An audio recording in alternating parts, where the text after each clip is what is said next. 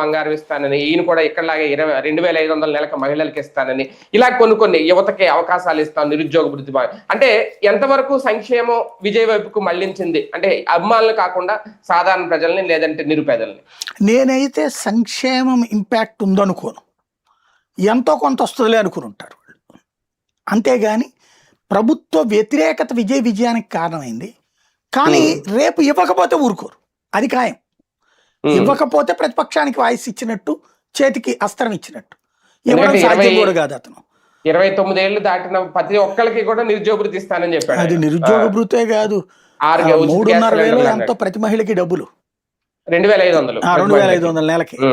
1,500 ఆంధ్రాలో చంద్రబాబు వల్ల కావట్లేదు, 2,500 ఇతని వల్ల కావట్లేదు, రేవంత్ వల్ల. అతను ఇచ్చిన ఇవన్నీ అమలు అవ్వాలంటే 50 లక్షల కోట్ల రూపాయలు ఖర్చు అవుతుంది 5 ఏళ్లలో. ఏడాది 10 లక్షల కోట్లు అవసరం అవుతుంది.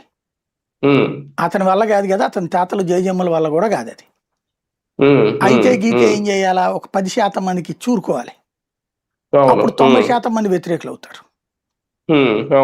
కాకపోతే ముందు అయ్యి చూసి ఓట్లేసి అయితే నేను అనుకోవట్లా, ప్రభుత్వ వ్యతిరేకత వల్ల జరిగింది. కానీ ఈ హామీలు అనేది అమలు చేయకపోతే మాత్రం నిలదీస్తారు, నో డౌట్. ఒక సరైన టైంలో వచ్చాడా విజయ్? ఒక రకంగా ఒక వ్యతిరేకతను క్యాష్ చేసుకునే మంచి సమయం ఇది అని అనుకోవాలా?